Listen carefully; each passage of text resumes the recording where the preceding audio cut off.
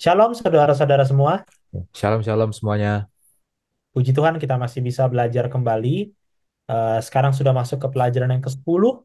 Sudah semakin dekat dengan peristiwa kematian Kristus ya dan juga semakin dekat dengan akhir buku Markus ya. Dengan judul pelajaran kita hari-hari terakhir. Ya, hari terakhir ada banyak poin yang akan kita bahas dan cukup sulit. Jadi kita perlu tuntunan Roh Kudus untuk boleh mengikuti ya, boleh fokus dan boleh mengerti. Dan untuk itu saya undang Mas Jansen untuk pimpin kita di dalam doa. Oke, mari kita berdoa. Bapa di surga, terima kasih Engkau telah mengizinkan kami untuk belajar kitab Markus.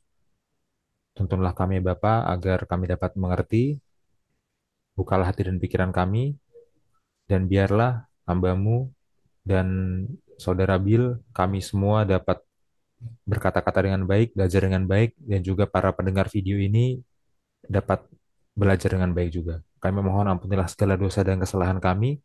Kami berdoa dalam nama Tuhan Yesus yang telah menebus kami dari dosa. Amin. Amin. Baik, saudara-saudara semua, eh seperti yang sudah saya katakan tadi, ini adalah ada banyak poin yang akan kita bahas dan untuk pelajaran ini kita akan langsung skip ke Markus 13 ya. Markus 13 peristiwa di Markus 13. Jadi ada satu peristiwa di Markus 12 kita tidak akan bahas. Oke, monggo Mas Jansen, dipersilakan.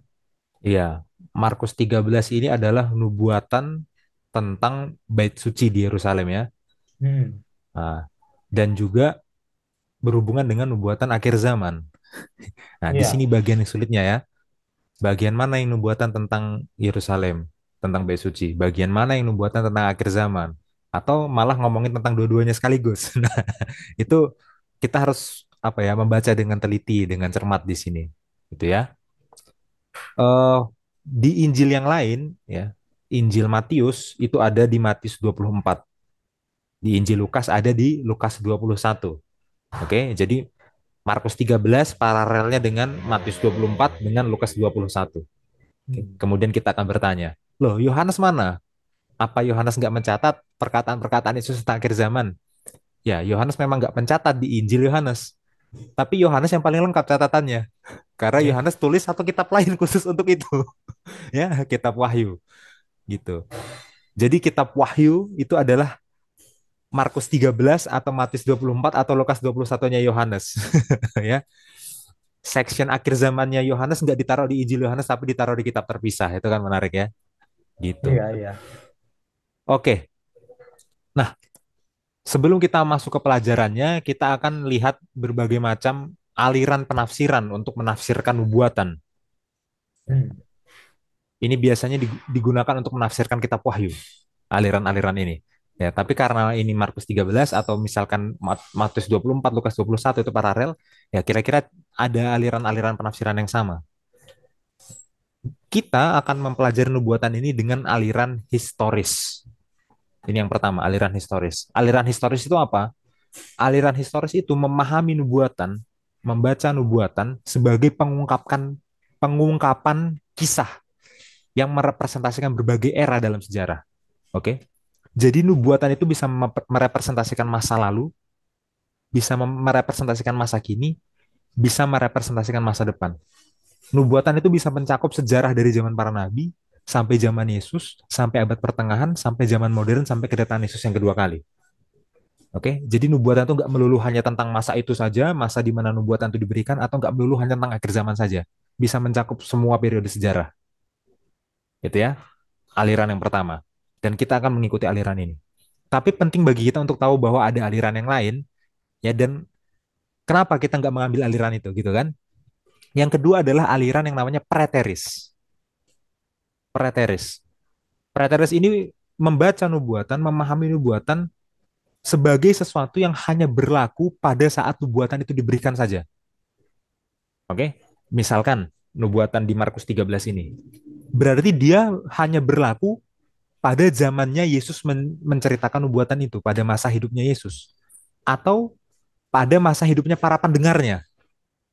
Ya, jadi nubuatan Markus 13 ini hanya berlaku pada zaman Yesus atau sampai para pendengarnya ini mati lah gitu kira-kira. Yang adalah pada abad pertama. Berarti nubuatan ini hanya berlaku pada peristiwa-peristiwa di abad pertama, nggak berlaku ke akhir zaman. Itu preteris. Ada lagi aliran ketiga, namanya adalah aliran futuris. Aliran futuris, ya. Aliran ini membaca, memahami nubuatan sebagai sesuatu yang hanya berlaku pada akhir zaman penggenapannya. Ya. Jadi Markus 13 ini adalah nubuatan yang penggenapannya hanya ada di akhir zaman nanti. Nggak ada penggenapannya itu di zaman Yesus atau di zaman para pendengarnya Yesus abad pertama, nggak ada, hanya berlaku untuk akhir zaman. Itu futuris, ya. Nah, di sini historis, historis itu mengakui bahwa ada aspek penggenapan dari nubuatan ini yang memang terjadinya itu di abad pertama, di masa para pendengarnya Yesus. Tapi bukan hanya itu. Historis juga mengakui bahwa ada aspek nubuatan ini yang berlaku penggenapannya di akhir zaman. Tapi bukan hanya itu. Ya. Historis itu mengakui ada dua-duanya. Ada penggenapan yang berlaku di abad pertama, di era para pendengarnya Yesus. Ada nubuatan ini yang penggenapannya berlakunya di akhir zaman. Ya. Jadi historis ini satu tali sejarah bersambung, bukan hanya di masa itu saja atau bukan hanya di akhir zaman saja. Kayak gitu. Itu cara kita membaca nubuatan ini. Ya. Ada satu lagi yang sebenarnya nggak terlalu dominan di gereja Advent ya, dan memang ini salah satu yang paling lemah. Tapi saya sampaikan aja supaya saudara-saudara tahu dan menghindari penafsiran seperti ini ya. Namanya adalah penafsiran idealis. Nah, penafsiran idealis ini memahami nubuatan sebagai sesuatu yang non sejarah, sama sekali nggak ada penggenapan sejarahnya. Jadi nubuatan itu cuma simbol untuk aplikasi-aplikasi rohani, cuma melambangkan pelajaran-pelajaran rohani doang. Nah, ya memang betul ada pelajaran rohani ya kan, tapi bukan hanya itu. Ya, dia ada penggerapan sejarah realnya baik di masa itu ya atau di akhir zaman gitu ya. Ini dia alirannya. Oke, sekarang kita masuk ke ayatnya. Kita baca ayat 1 sampai 2. Markus 13 ayat 1 sampai 2. Ayat 1 sampai 2. Oke. Bait Allah akan diruntuhkan. Ketika Yesus keluar dari bait Allah, seorang murid berkata kepadanya, "Guru, lihatlah betapa kokohnya batu-batu itu dan betapa megahnya gedung-gedung itu." Lalu Yesus berkata kepadanya, "Kau lihat gedung-gedung yang hebat ini? Tidak satu batu pun akan dibiarkan terletak di atas batu yang lain. Semuanya akan diruntuhkan." Ya, di sini muridnya, seorang muridnya ya, yang kita nggak tahu namanya siapa, berbicara ke Yesus. Lihatlah betapa kokohnya batu-batu itu. Maksudnya batu-batu pilar dari bait suci, ya. Dan betapa megahnya gedung-gedung itu. Maksudnya betapa megahnya gedung bait suci. Nah, pertanyaannya, emang seberapa kokoh dan seberapa megah sih bait suci itu? Hmm. Ya kan? Sayang sekali ya, waktu itu belum ada foto, belum ada video, tapi waktu itu sudah ada tulisan, ya. Jadi kita bisa lihat catatan sejarah zaman itu tentang seberapa megah sih bait suci itu. Nah, kita buka tulisan dari Josephus, ya. Josephus ini adalah seorang sejarawan Yahudi dari ya kira-kira sejaman dengan Yesus ya. Josephus ini, Flavius Josephus nama lengkapnya, dia menulis satu buku yang judulnya adalah Antiquities of the Jews. Oke, sejarah orang Yahudi pada era antik, pada era kuno. Nah, kira-kira itu artinya. Oke. Nah, sekarang kita buka buku ini, Bill, buku catatan sejarah tulisan Josephus Antiquities of the Jews ini. Kita buka buku yang ke-15 coba. Klik di ininya, ya, contents. Kita buka buku 15.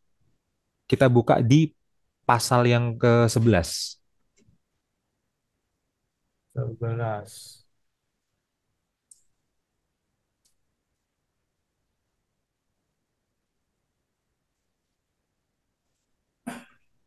Oke. Oke. Di pasal yang ke-11 kita buka di eh, poin yang kelima. Poin yang kelima. Ini. Ya. Di poin yang kelima kita nggak baca semuanya, tapi tolong bacakan Bill dari this cloister had pillars dan seterusnya. Head pillars. Ah, ini Ya ya. itu. Sampai ke sampai ke by reason of the grandeur of the whole sampai situ ya. Oke. Oke, ini berarti sebentar. Antiquities of the Jews karya Josephus. Ini book ke-15. chapter 11. eh Ya, chapter chapter 11 11 poin kelima gitu poin ya. kelima. Ya. Nanti saya copy ininya. Okay, the cloister had pillars that stood in four rows, one over against the other all along. For the fourth row was interwoven into the wall, which also was built of stone. And the thickness of each pillar was such that three men might, with their arms extended, fathom it round. Besar banget. Besar banget. Besar banget. Tiga orang mengelilingi kayak gini, itu pilarnya. Tiga Ya. orang loh, muter. Besar banget itu. Satu aja udah besar ya. Satu aja besar. Itu Wah, dikelilingi besar orang banget. tiga orang. Tiga orang kayak gini. Ya. Itu satu pilar ya. Wah, besar banget. Oke, lanjut ya. And join their hands again while its length was 27 feet with a double spiral at its bases and the number of all the spirals in that court was 162. 162 pilarnya sebesar itu. Sangat megah tuh. Gak banget itu. Their chapters were made with sculptures after the Corinthian order and caused an amazement to the spectators by reason of the grandeur of the whole. Oke, cukup sampai situ ya. Nah, bahkan dikatakan apa kepala dari pilarnya itu dibuat dengan gaya Korintus ya. Jadi Iya, iya. stylenya impor ini. Stylenya impor gitu. Bayangin, pilarnya besar, tiga orang dengan tangan telentang mengelilinginya selebar itulah pilarnya, diameter pilarnya. Oke. Kemudian jumlahnya 162 ya. Bukan hanya secara besarnya, secara desain juga dia sangat megah karena dia menggunakan desain kepala gaya Korintus. Ya, makanya nggak heran kalau muridnya ini yang kita nggak tahu namanya siapa, tapi ini salah seorang dari 12 murid bilang, Nah, wah kokoh banget batu-batu itu, megah banget gedung itu. Kalau kita ada di situ, kita pasti bilang hal yang sama, iya. ya. Memang luar biasa megahnya gedung ini. Nah, tapi Yesus bilang apa? Akan dihancurkan, akan diruntuhkan. Nah, tentu ini apa? Mengejutkan bagi para murid ya kan? Ya bagaimana bisa bait suci ya yang semegah ini dihancurkan? Para murid langsung berpikir, wah ini pasti akhir zaman, ini pasti akhir dunia nih, sampai sampai bisa-bisanya bait suci yang semegah ini dihancurkan. Ya, para murid menyangka nubuatan Yesus bahwa bait suci ini akan dihancurkan, akan diruntuhkan itu adalah nubuatan tentang akhir dunia, gitu. Maka jadilah di sini nubuatannya ini jadi apa istilahnya? Jadi bercampur, ya, karena ya kita nanti baca di ayat selanjutnya, murid-murid akan bertanya kapan dan apa tandanya. Tapi dalam pikiran para murid itu kapan dan apa tandanya itu adalah kapan dan apa tandanya akhir zaman. Karena bagi para murid, hancur bait suci itu akhir zaman. Iya, iya, iya. Saking ininya ya. Iya, saking yang pertama saking pentingnya itu bagi agama mereka, yang kedua saking megahnya itu. Nah, Iya. Yesus menjawabnya langsung mencakup dua-duanya, ya, mencakup nubuatan kejahatan keruntuhan bait sucinya dan langsung Yesus juga menjawab sekaligus ke akhir zamannya dalam satu penjelasan yang sama. Nah, disitulah kita perlu bijak nanti untuk membacanya. Oke? Oke, sekarang kita lanjut, Bill. Markus 13 ayat 3 sampai 4. Oke, oke.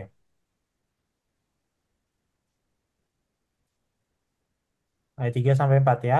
Ya. Oke. Aku baca. Ketika Yesus duduk di atas pohon zaitun berhadapan dengan bait Allah, Petrus, Yakobus, Yohanes, dan Andreas bertanya sendirian kepadanya. Katakanlah kepada kami, bila manakah itu akan terjadi? Dan apakah tandanya kalau semuanya itu akan sampai kepada kesudahannya? Iya. Ya kan? Eh, Petrus, Yakobus, Yohanes, Andreas ya, empat murid Yesus yang pertama, yang paling awal, akhirnya bertanya, kapan itu akan terjadi, apa tandanya, ya, kalau sampai pada kesudahannya.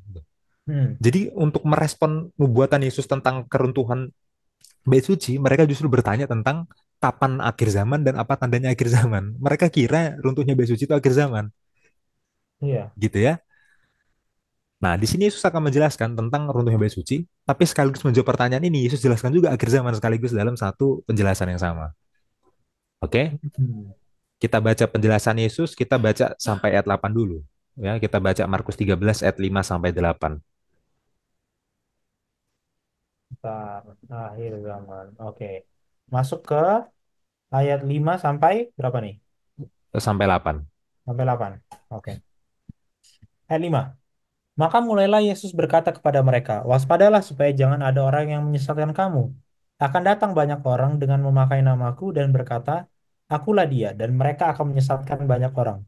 Dan apabila kamu mendengar deru perang atau kabar-kabar tentang perang, janganlah kamu gelisah. Semuanya itu harus terjadi, tetapi itu belum kesudahannya. Sebab bangsa akan bangkit melawan bangsa dan kerajaan melawan kerajaan. Akan terjadi gempa bumi di berbagai tempat dan akan ada kelaparan. Semua itu barulah permulaan penderitaan menjelang zaman baru." Oke, di sini Yesus memperingatkan murid-muridnya untuk waspada, jangan ada orang yang menyesatkan mereka. Ya, Yesus bilang akan ada perang, akan ada kabar tentang perang, akan ada gempa bumi, akan ada kelaparan. Ya, oke. Menariknya, Yesus bilang semua itu barulah permulaan penderitaan menjelang zaman baru. Oke, semua itu barulah permulaan penderitaan. Nah, ini adalah frasa yang sangat menarik ya, permulaan penderitaan. Kita cek ayat ini Bil dalam bahasa Yunani-nya. Kita coba buka Markus 13 ayat 8 dalam bahasa Yunani. Oke, ini. Ya, di situ dalam bahasa Yunani-nya kata permulaan penderitaan bahasa aslinya adalah odinon, arche permulaan, odinon. Odinon itu arti aslinya bukanlah penderitaan tapi sakit melahirkan. Iya. Oke. Jadi sebenarnya Yesus bilang semuanya itu adalah permulaan sakit melahirkan. Wah, ini jadi jadi apa? Jadi apa istilahnya? Menarik lagi nih. Apa maksudnya sakit melahirkan ya? Nah, nanti kita akan bahas. Tapi kita bandingkan dulu berbagai macam terjemahannya. Di sini kita punya ESV paling kiri ya, English Standard Version, menerjemahkannya sebagai the beginnings of the birth pains. Awal mula sakit melahirkan. Kita juga punya NIV yang tengah, menerjemahkannya sebagai the beginning, awal of birth pains. Awal sakit melahirkan. Oke, jadi ESV sama NIV lebih sesuai dengan bahasa Yunaninya, dengan bahasa aslinya daripada TB, daripada terjemahan baru. Nah, tapi ada satu terjemahan bahasa Inggris yang sama dengan terjemahan baru, yaitu King James Version. Nah, kita coba Bil buka King James Version. Mana nih KJV? Cari aja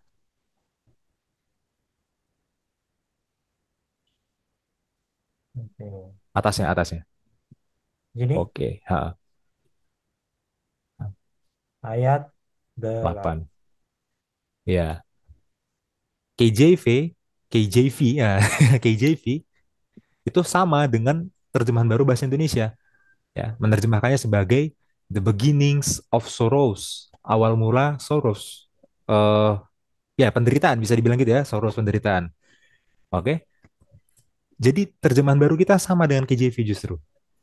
Tapi yang lebih sesuai dengan bahasa asli adalah ESV dan NIV. Nah, seperti itu ya.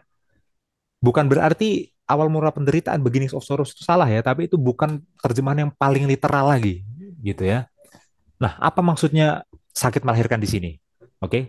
Kita harus memahami frasa ini berdasarkan pemahaman perjanjian lama. Dalam perjanjian lama, sakit melahirkan adalah penggambaran yang umum, istilah yang umum untuk menggambarkan penghakiman ilahi. Oke. Penghakiman ilahi, penghakiman dari Tuhan itu biasanya digambarkan dengan frasa sakit melahirkan.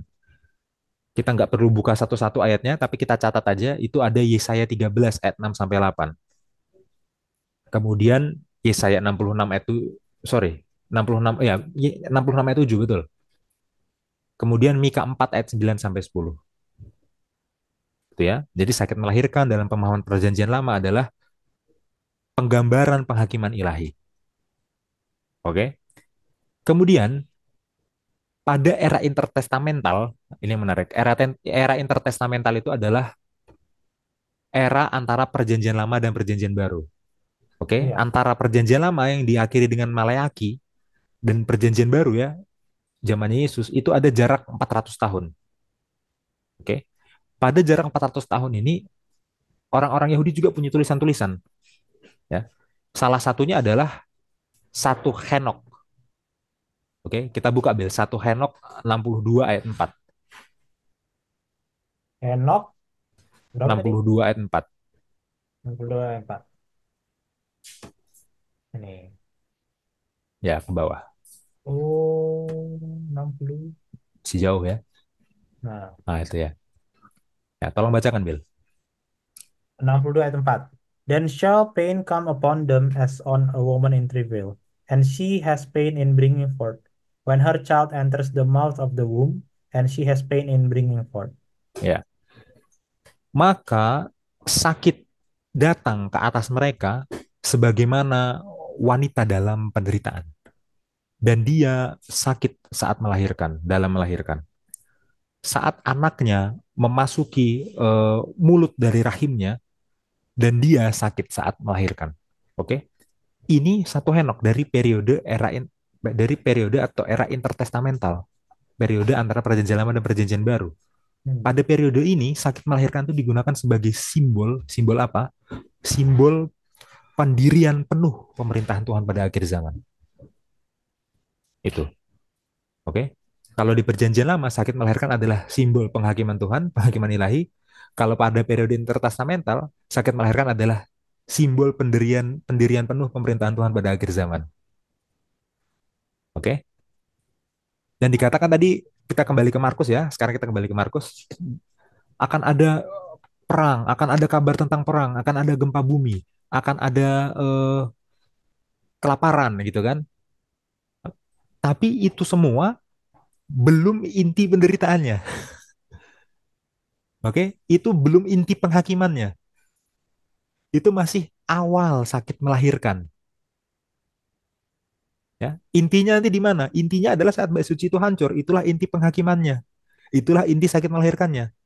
Hmm. Oke?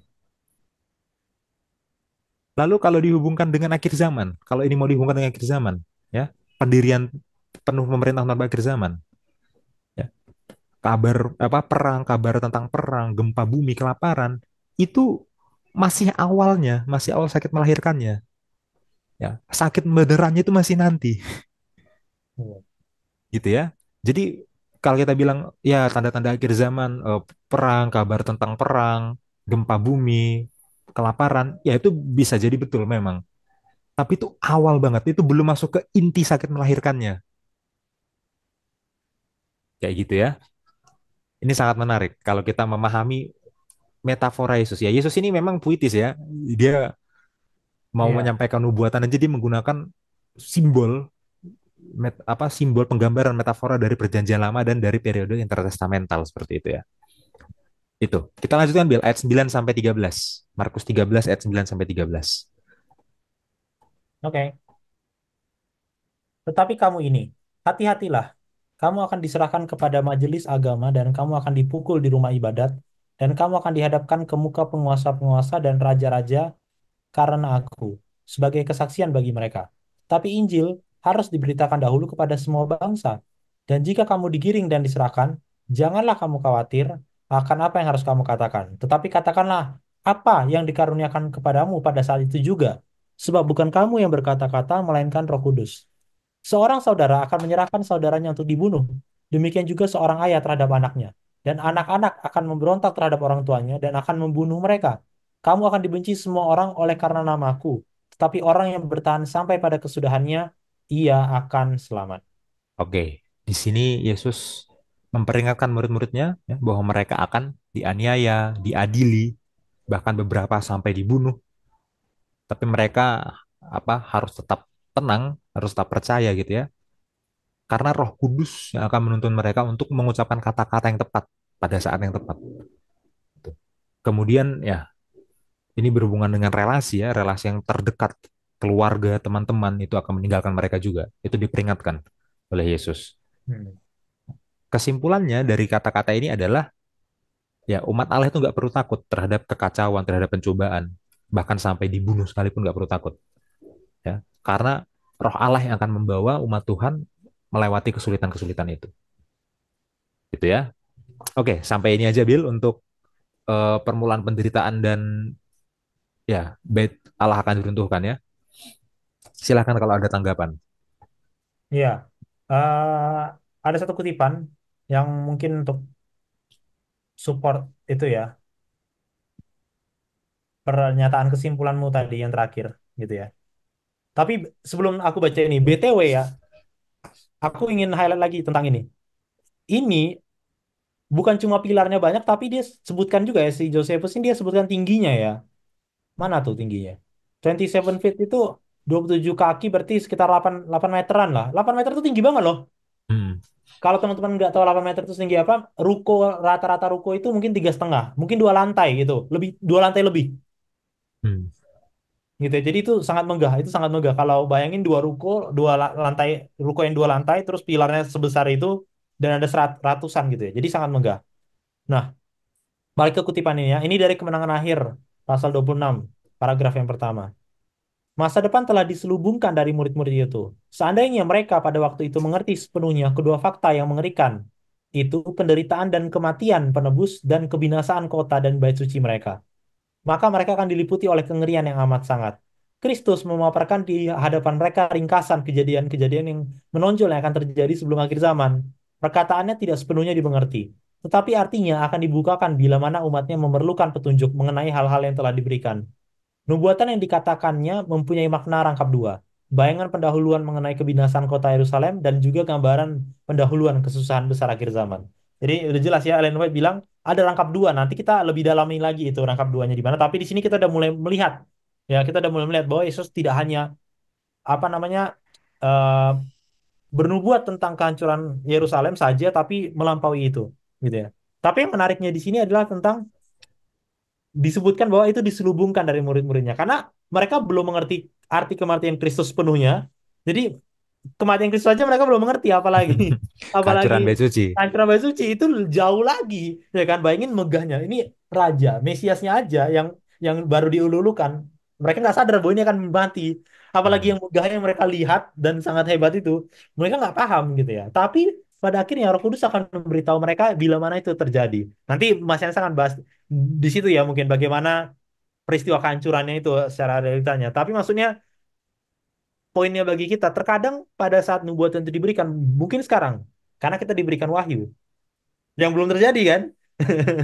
Hmm. Mungkin sekarang kita nggak kebayang, wah masa iya bisa perang? Kayaknya damai-damai aja. Ini kan Hmm. lagi ada ini, lagi ada perdamaian nih, pembawa perdamaian nih, gitu kan? Dari sini ke sini, kayaknya nggak, kayaknya apalagi Indonesia, mustahil lah kayaknya gini-gini gini. Banyak tuh orang advent bilang gitu kan, mustahil lah kita masuk konflik yang kayak gitu-gitu. Nah, tapi kita nggak tahu apa yang terjadi. Mungkin kita belum mengerti, mungkin itu diselubungkan, gitu ya. Tapi Iya. pada saat itu terjadi, Roh Kudus yang akan kasih tahu. Dan nanti kita lihat ya, bagaimana respon murid-murid pada saat itu terjadi. Mungkin itu Mas Hansen. Oke. Oke, kita lanjutkan ya, Bila. Siap. Kita lanjut Markus 13 ayat 14 sampai 18 tentang sang pembinasa keji. Oh, oke. Tar. Ayat 14 sampai 18. 18. Oke, aku baca. Siksaan yang berat dan Mesias-Mesias palsu. Apabila kamu melihat pembinasa keji berdiri di tempat yang tidak sepatutnya, para pembaca hendaklah memperhatikannya. Maka orang-orang yang di Yudea haruslah melarikan diri ke pegunungan. Orang-orang yang sedang di peranginan di atas rumah, janganlah ia turun dan masuk untuk mengambil sesuatu dari rumahnya. Dan orang yang sedang di ladang, janganlah ia kembali untuk mengambil pakaiannya. Celakalah ibu-ibu yang sedang hamil atau yang menyusukan bayi pada masa itu. Berdoalah supaya semuanya itu jangan terjadi pada musim dingin. Hmm. Oke. Nah, di sini adalah poin sentral, poin utama dari kehancuran Yerusalem itu ya. Di sini Iya, Yesus merujuk kepada satu tokoh ya, sosok yang disebut sebagai pembinasa keji. Oke. Kemudian di situ ada frasa para pembaca hendaklah memperhatikannya, gitu ya. Saya nggak tahu apakah keterangan ini keluar langsung dari murid Yesus atau ditambahkan oleh Markus. Markus ini kayaknya. Tapi kayaknya ini tambahan Markus ya. Jadi Kayaknya. yang di dalam strip itu tambahannya Markus itu. Di dalam garis itu ya, tambahan Markus. Perkataan Yesusnya tuh cuma gini, apabila kamu melihat pembinasa keji berdiri di tempat yang tidak sepatutnya, maka orang-orang yang di Yudea haruslah melarikan diri ke pegunungan. Nah, di antara itu Markus tambahkan keterangan untuk mempermudah pembaca. Para pembaca hendaklah memperhatikannya. Memperhatikan apa? Memperhatikan istilah ini, istilah pembinasa keji ini. Karena kalau para pembaca, orang yang biasa membaca, tahu pembinasa keji ini apa. Ini merujuk kepada kitab Daniel ya kan? Hmm. Di beberapa tempat di kitab Daniel muncul ini istilah pembinasa keji, ya. Dan yang paling umum kita tahu adalah yang di Daniel 9. Oke? Di Nubuatan 70 minggu itu ya, Daniel 9.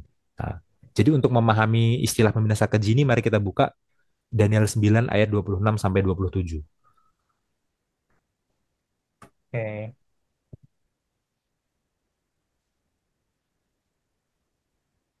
26. Aku baca ya. Ya, Sesudah keenam sesudah ke-62 kali 7 masa itu akan disingkirkan seorang yang telah diurapi. Padahal tidak ada salahnya apa-apa. Maka datanglah rakyat, seorang raja memusnahkan kota dan tempat kudus itu. Tetapi raja itu akan menemui ajalnya dalam air bah.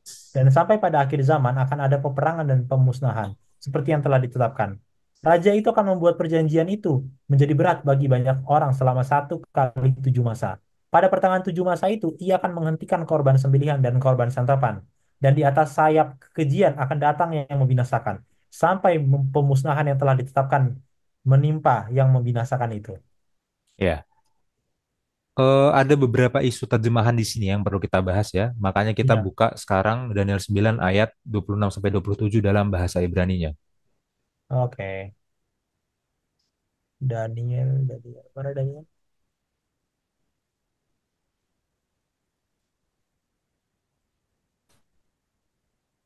26.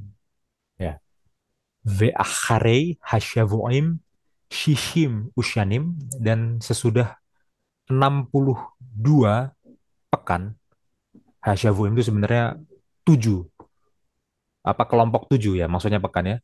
Dan Hmm. sesudah 62 pekan, Yikaret Masyiach akan dipotong sang Mesias, Ve'einlo, dan tidak ada padanya.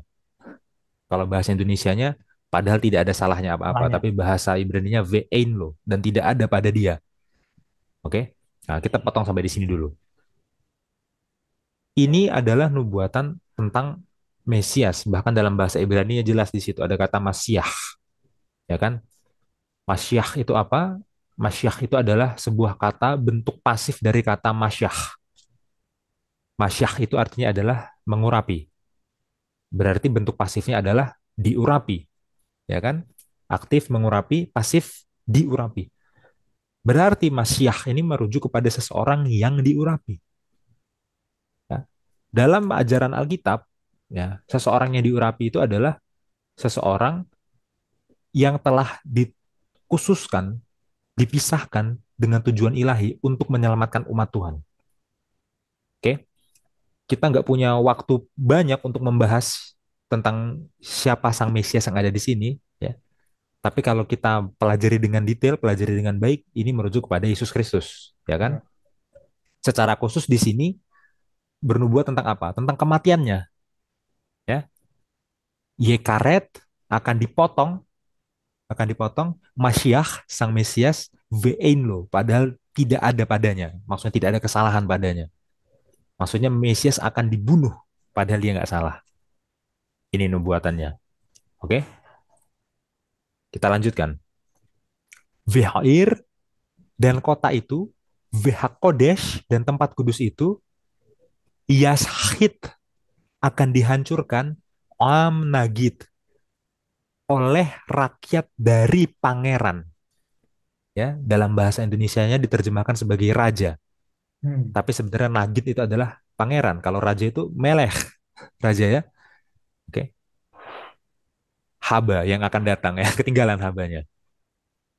Nah, Vekitso ba setef, dan akhirnya dia akan ada pada banjir. Nah, bahasa Indonesianya menerjemahkannya sebagai air bah. Iya. Oke, nggak masalah ya. The Outcats, dan sampai pada akhirnya, akhir dari apa? Milhama, dari perang. Neheretsa, yang telah ditentukan. Shomemot, yang ada adalah kemusnahan. Ah, pemusnahan itu juga bisa, gitu ya. Oke, kita lanjut ke ayat 27, Bel. Bahasa Oke. Ibrani. Nah, Vehikbir berit lerabim Shavua echat. Vehikbir dari kata gibor. Gibor itu kuat, ya, dan akan memperkuat berit. Berit itu perjanjian, lerabim kepada orang banyak, shavua echad, satu pekan. Satu kali tujuh itu maksudnya. Hmm. Pertanyaannya adalah, bahasa Indonesianya menerjemahkannya sebagai raja itu akan membuat perjanjian itu menjadi berat bagi banyak orang selama satu kali tujuh masa. Subjeknya adalah raja itu. Iya raja. Padahal Padahal dalam bahasa aslinya hanyalah, coba mana tadi, Bil, ke atas. Hanyalah vehikbir. Dan dia akan, hikbir itu bukan menjadi berat ya. Gibor itu kuat. Akan memperkuat, akan mengkonfirmasi. Itu. Jadi dianya ini siapa? Memang masih multi tafsir. Dianya ini bisa merujuk kepada Masyah, berarti Yesus, bisa merujuk kepada raja itu. Dalam bahasa Asia pangeran. Oke, tapi coba kita lihat dari konteksnya. Kita lanjutkan ke frasa selanjutnya. Ya, vehatsi dan setengah pada pertengahan hasyavua dari pekan itu, dari ketujuh itu, pada pertengahan dari ketujuh itu, ya, yashvit dia akan menghentikan zevah uminha. Oke, zevah itu adalah korban sembelihan, minha korban santapan. Nah, siapa yang menghentikan korban sembelihan dan korban santapan? Apakah raja itu atau sang Mesias? Sang Mesias yang menghentikan korban sembelihan dan korban santapan. Bagaimana caranya sang Mesias bisa menghentikan korban sembelihan, bisa menghentikan korban santapan? Melalui pengorbanannya di kayu salib, melalui kematiannya. Karena di ayat sebelumnya dia sudah dipotong, dibunuh padahal gak ada salahnya itu loh. Ya, sang Mesias kan dipotong, dibunuh karena gak ada salahnya. Dengan itu dia sudah menjadi korban. Makanya dia menghentikan korban sembelihan dan korban santapan. Ya, jadi di sini yang membuat perjanjian itu menjadi kuat bagi banyak orang selama satu kali tujuh masa, yang menghentikan korban sembelihan dan menghentikan korban santapan itu bukan raja itu, tapi si Mesias. Ini ada kesalahan terjemahan.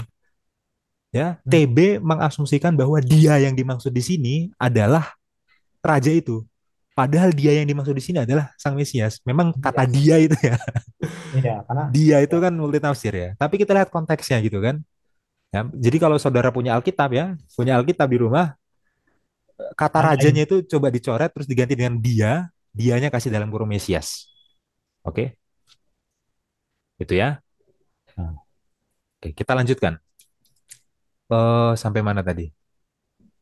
Ominha ya, sampai korban ini ya, korban santapan. Oke. Ve'al kenaf dan pada atas sayap, ini dia. Shikut sim meshomem. Shikut sim itu adalah kekejian, meshomem adalah kebinasaan. Ya, apa kekejian dari kebinasaan, atau kalau pakai istilahnya Markus, pembinasa keji. Ya, Iya. makanya secara penerjemahan itu bisa kekejian dari kebinasaan atau pembinasa keji. Tapi itu bahasa bahasa Ibrani-nya adalah Shekut Sim Meshomem. Oke. Ve'ol kenaf dan di atas sayap Shekut Sim Meshomem, pembinasa keji. Oke. Ve'ot kala dan sampai penuh, sampai menyeluruh. Venecheretsa dan sampai yang telah ditentukan titah al shomem akan dituangkan kepada pembinasa itu. Oke, memang sangat rumit ini. Sangat rumit. Saya juga waktu menerjemahkan ini harus kayak pause dulu, mikir dulu gitu ya. Karena kosakata bahasa Ibrani yang di sini juga bukan kosakata yang umum ya. Oke. Tapi intinya gini. Intinya gini. Kalau tadi di ayat 26 ya sudah dinubuatkan Mesias akan mati ya. Dan itu ada jangka waktunya ya. Ada jangka waktunya disampaikan. Dan di ayat 27 sudah disampaikan bahwa Mesias itu pada pertengahan dari 7 minggu terakhir itu akan menghentikan korban. Artinya dia sudah menjadi korban melalui kematiannya. Sekarang di ayat 26b dan 27b, Daniel menjelaskan apa yang akan terjadi setelah sang Mesias. Hmm. Oke? Yang terjadi setelah sang Mesias apa? Yang terjadi adalah kehancuran kota itu.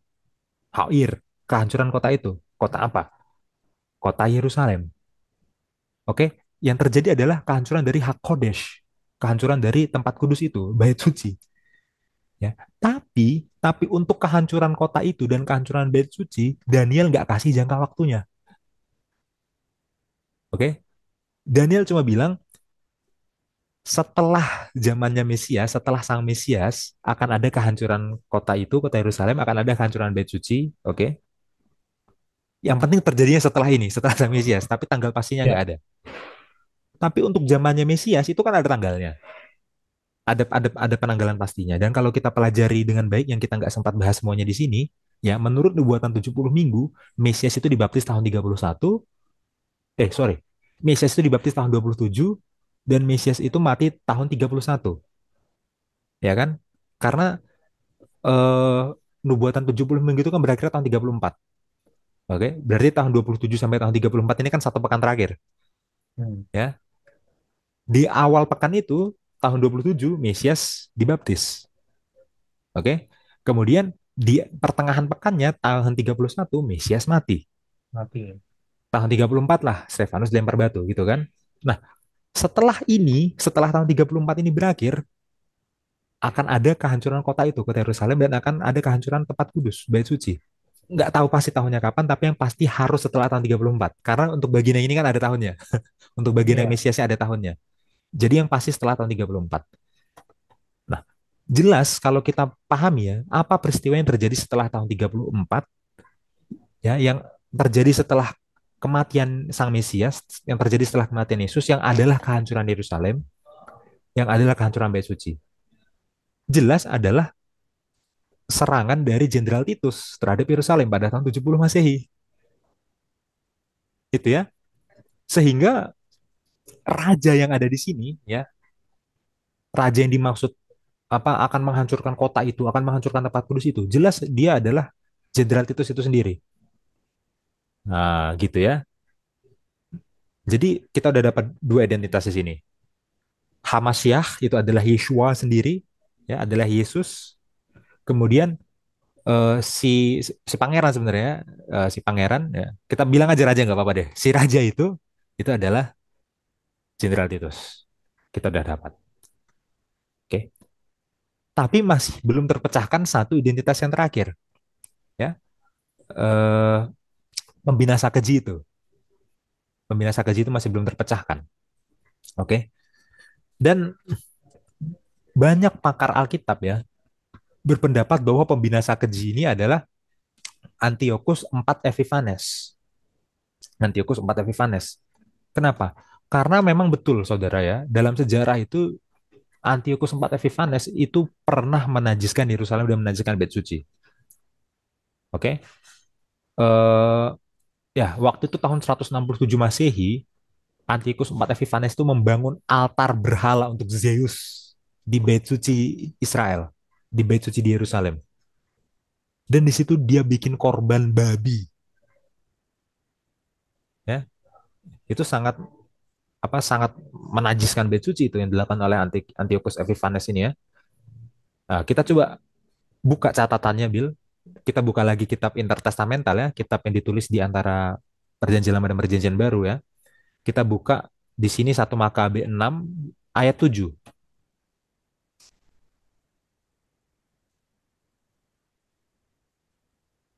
Ini satu 1 Makabe 6 ayat 7. Makabe 6 ayat 7. Orang-orang Yahudi juga membongkar kekejian yang telah ditegakkan raja di atas mezbah di Yerusalem. Bait suci telah dipagari oleh mereka dengan tembok-tembok yang tinggi seperti dahulu dan demikian pun halnya dengan Bet Zur, salah satu kota raja. Oke, di sini ya Antiochus Epiphanes telah menajiskan bait suci. Oke, sekarang kita buka 2 Makabe 6 ayat 2. 2 Makabe 6. Orang, oke, kebudayaan Yunani dipaksakan. Ayat 2.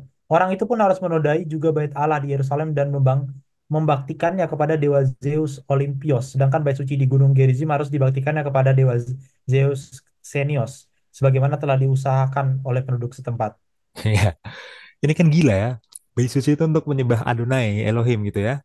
Dipakai untuk sembah Zeus sama si Antiochus Epiphanes. Ya, jadi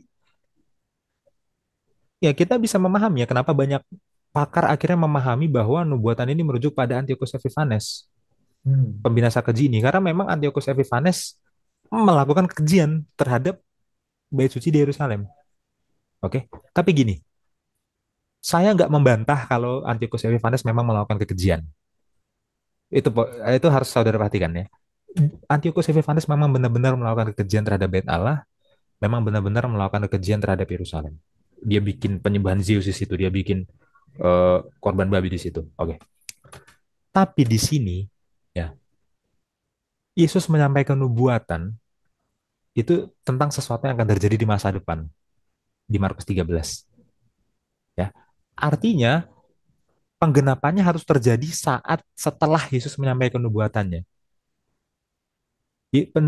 Penggenapannya harus terjadi setelah masa hidupnya Yesus. Itu maksudnya, ya.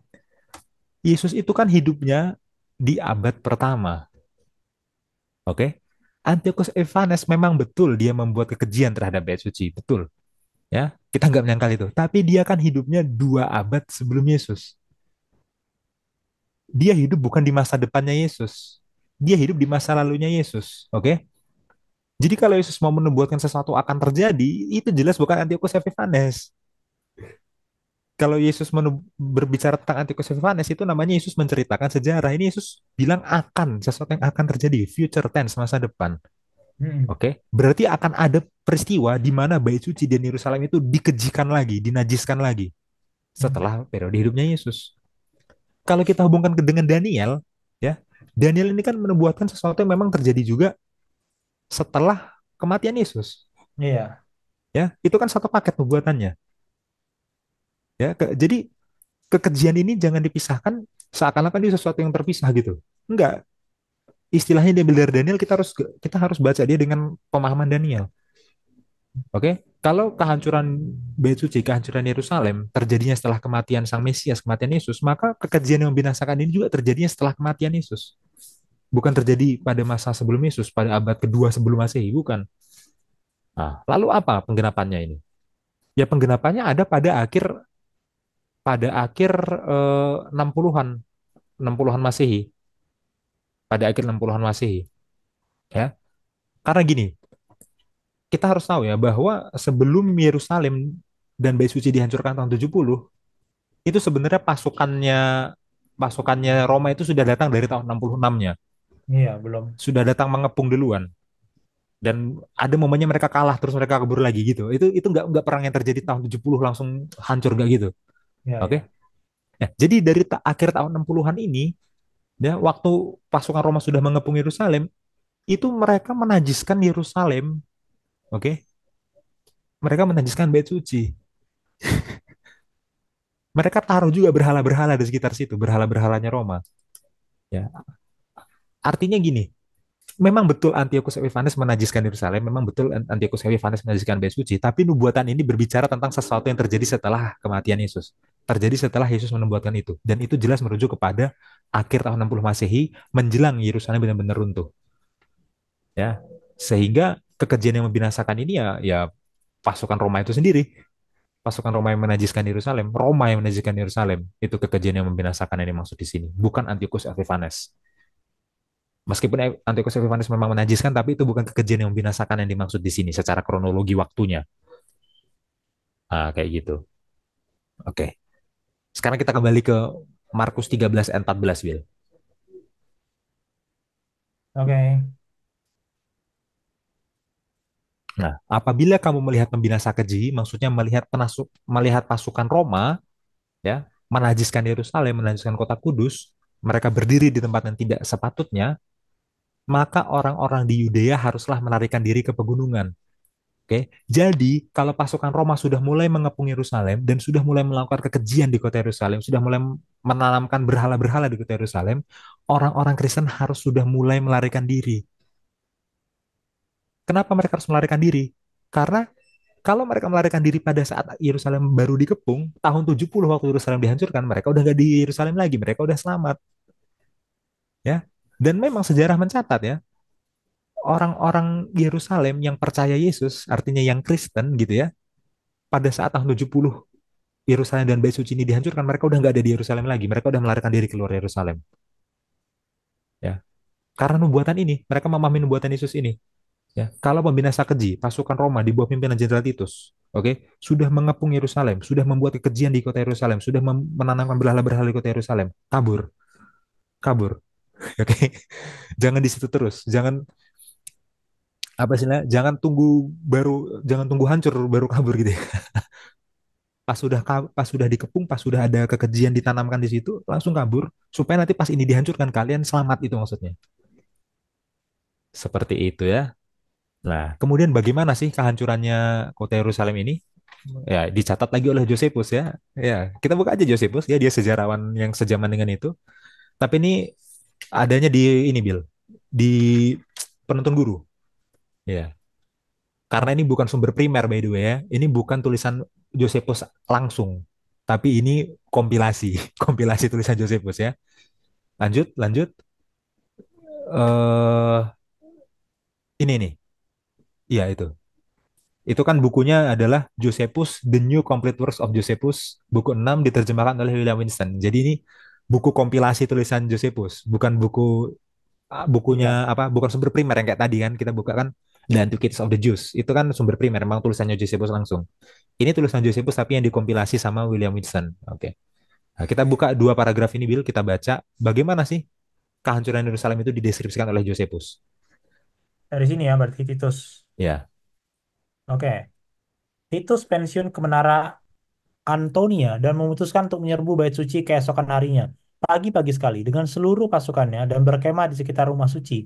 Akan tetapi mengenai rumah itu, Allah telah dengan pasti, sejak lama menghukumnya untuk dibakar, dan sekarang hari yang menentukan itu telah tiba, sesuai dengan pergantian zaman. Itu adalah hari ke-10 bulan Lows Up, yang sebelumnya dibakar oleh Raja Babel. Meskipun api ini berasal dari orang-orang Yahudi sendiri dan disebabkan oleh mereka, karena setelah Titus pensiun, para pemberontak itu terdiam beberapa saat dan kemudian menyerang orang-orang Romawi lagi ketika mereka yang menjaga rumah suci itu bertempur dengan mereka yang memadamkan api yang menyala di pelataran bagian dalam bait suci. Tapi orang-orang Romawi ini membuat orang-orang Yahudi melarikan diri dan terus maju sampai ke rumah suci itu sendiri. Sekarang, di sekeliling altar tergeletak mayat-mayat yang ditumpukan satu di atas yang lain, seperti anak tangga yang menuju ke sana mengalir banyak darah mereka, di mana juga mayat-mayat yang dibunuh di atas di altar jatuh. ya, Josephus The New Complete Works of Josephus, buku 6. ya ini sangat sangat mengerikan ya. Inilah yang dalam tradisi Yahudi disebut dengan eh, Tisha B'Av. Tisha itu 9, Av itu nama bulannya. Tanggal 9 bulan Av ya. Meskipun ini dicatatnya tanggal 10 ya oleh Josephus ya. Ya karena itu berlangsungnya nggak cuma sehari kan gitu ya. Itu. Ya memang sangat mengerikan ini ya. Apa bagaimana kehancuran bait suci itu hancur secara apa ya, kalau Yesus bilang kan tidak ada satu batu pun yang terletak di atas batu yang lain gitu ya. Berarti hancur hancurnya kan gitu kan. Ya. Dan mayat mayat itu bergelimpangan di altar di bait suci. Ya, inilah kehancuran bait suci. Dan orang-orang yang percaya Yesus ya nggak merasakan ini. Mereka udah kabur di akhir tahun 60-an Masehi.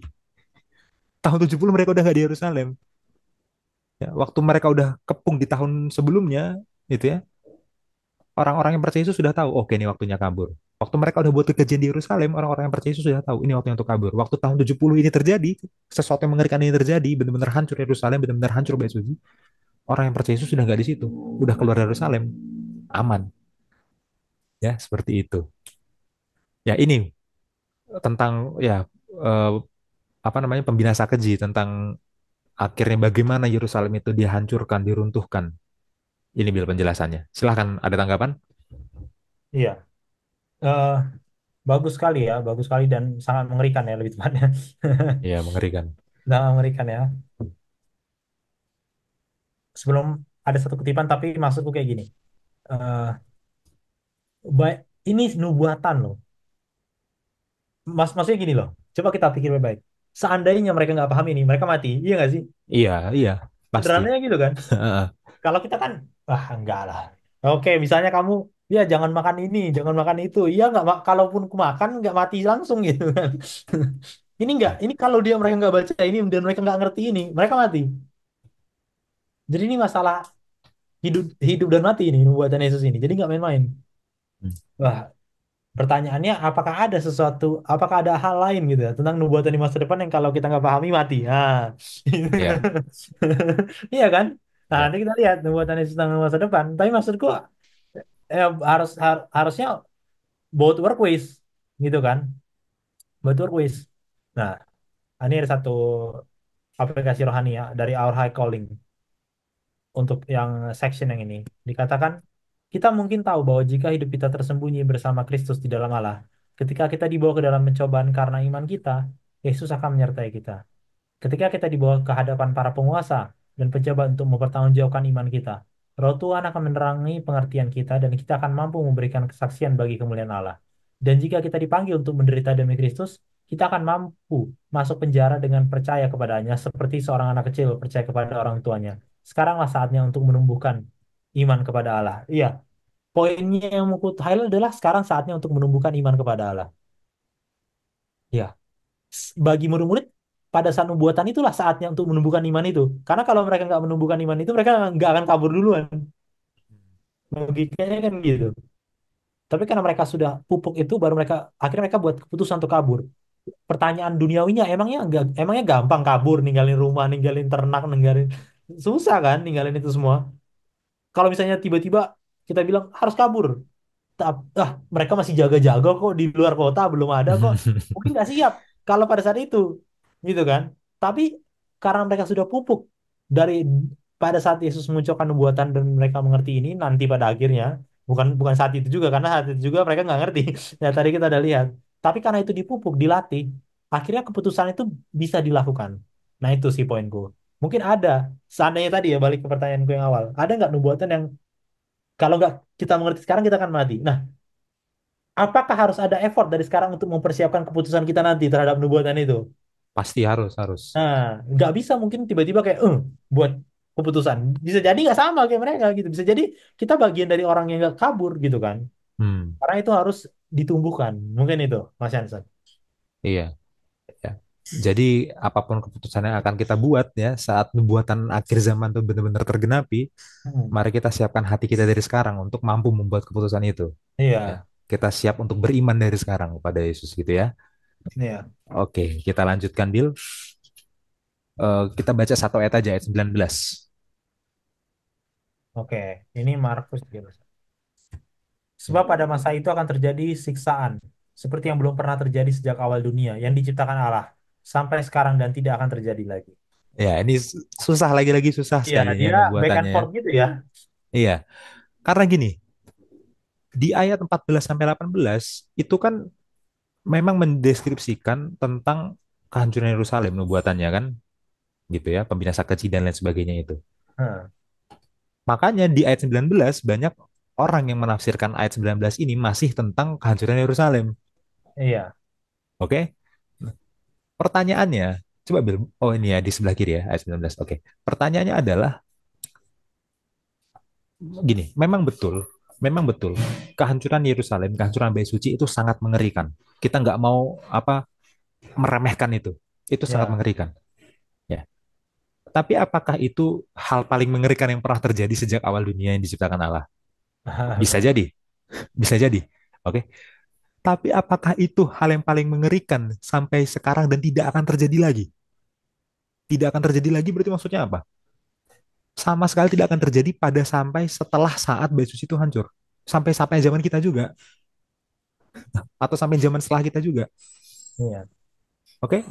Kehancuran Bait Suci itu memang mengerikan. Tapi mungkin sebelum kehancuran Bait Suci ada sesuatu yang lebih mengerikan dari itu. Dan setelah kehancuran Bait Suci pasti ada yang lebih mengerikan dari itu karena kita udah tahu sejarahnya kan. Iya, ada. Ya. Waduh, Selama 2000 tahun ini ada hal yang lebih mengerikan dari kehancuran Bait Suci. hancuran Yerusalem aja kalah sama Perang Dunia Kedua. Iya, ada hal yang lebih mengerikan. Padahal dikatakan sampai sekarang dan yang tidak akan terjadi lagi. Oh, berarti ayat 19 ini udah berbicara tentang hal lain, udah berbicara tentang kengerian yang lain, tentang siksaan yang lain, tentang penganiayaan yang lain. Karena ini penganiayaan yang mengerikan yang tidak akan yang tidak akan pernah terjadi lagi. Oke? Setelah kehancuran Yerusalem sudah ada penganiayaan lagi dan itu lebih mengerikan dari kehancuran Bait Suci. Ya, jadi jelas ini bukan berbicara tentang kehancuran Bait Suci. Maka di ayat 19 sekarang apa? Nubuatannya berpindah fokus ke nubuatan akhir zaman. Ya, makanya sekali lagi ya saya ingatkan saudara-saudara semua yang membaca nubuatan ini harus teliti sekali. Ya. Karena tadi ada yang rangkap ganda, kemudian ada yang khusus tentang Yerusalemnya doang pada masa abad pertama itu, kemudian ada yang langsung khusus tentang peristiwa di akhir zamannya doang, ya. Dan ayat 19 ini fokusnya sudah nubuatan akhir zaman. Ayat 19. Gitu ya. Oke, kita lanjutkan Bill. Ayat 20 sampai 23. Oke. Dan sekiranya Tuhan tidak mempersingkat waktunya, maka dari segala yang hidup tidak akan ada yang selamat. Akan tetapi oleh karena orang-orang pilihan yang telah dipilihnya, Tuhan mempersingkat waktunya. Pada waktu itu, jika orang berkata kepadamu, lihat, Mesias ada di sana, atau lihat Mesias ada di sana, Mesias ada di sini, atau lihat Mesias ada di sana, jangan kamu percaya. Sebab Mesias-Mesias palsu dan nabi-nabi palsu akan muncul, dan mereka akan mengadakan tanda-tanda dan mujizat-mujizat dengan maksud, sekiranya mungkin, menyesatkan orang-orang pilihan. Hati-hatilah kamu, aku sudah terlebih dahulu mengatakan semuanya ini kepada kamu. Oke, tadi saya ada lupa satu detail ya di ayat 19 yang belum saya sampaikan. Ya. Hmm. Eh, Kesusahan yang di ayat 19 ini itu merujuk ke nubuatan Daniel lagi. Oke, tapi ini secara khusus bukan Daniel 9 tapi Daniel 7 sampai Daniel 8 ya. Di Daniel 7 sampai Daniel 8 ya, tepatnya Daniel 7 ayat 25 itu ada nubuatan kekuasaan tanduk kecil gitu ya yang akan menyiksa orang-orang kudus. Itu akan terjadi selama satu masa, dua masa, dan setengah masa. Satu tambah dua tambah setengah, tiga setengah masa. Oke, tiga setengah masa itu adalah 3,5 tahun. Ya, ingat ini nubuatan. 3,5 tahun nubuatan bukan literal. Nah, kita harus jadikan hari dulu. 3,5 tahun sama dengan berapa hari? Ya, karena 30 itu kan jumlah hari dalam sebulan ya. Hmm. Kalau setahun itu kan kali 12, 360. Berarti 360 hari dalam setahun dikali 3,5. 360 kali 3,5 jawabannya adalah 1.260. Oke.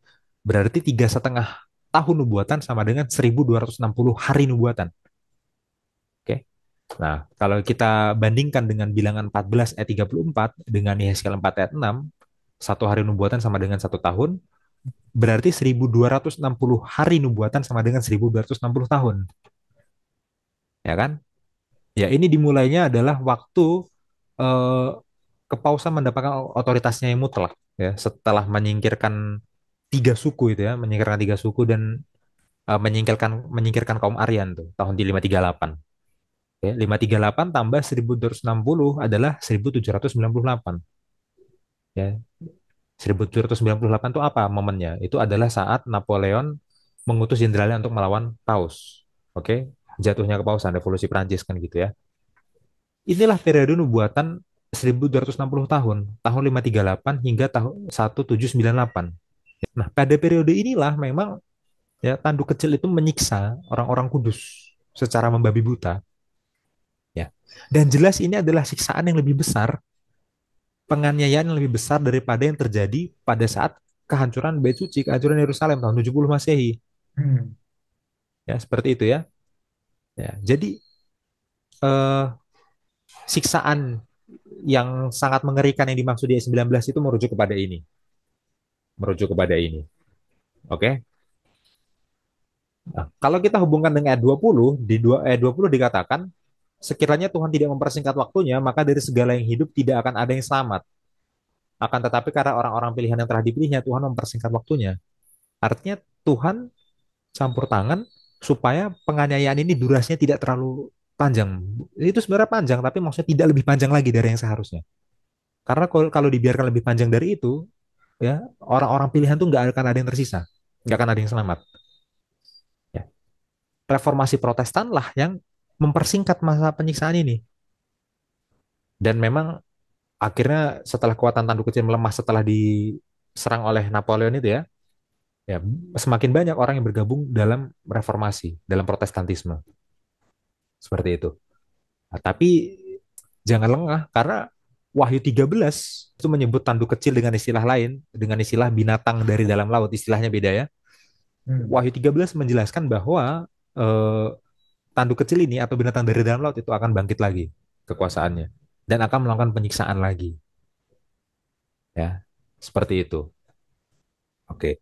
Kemudian di ayat 21 sampai 23 Yesus mengamarkan mengingatkan bahwa akan ada ancaman lain, nabi-nabi palsu, Kristus-Kristus palsu, Mesias-Mesias palsu.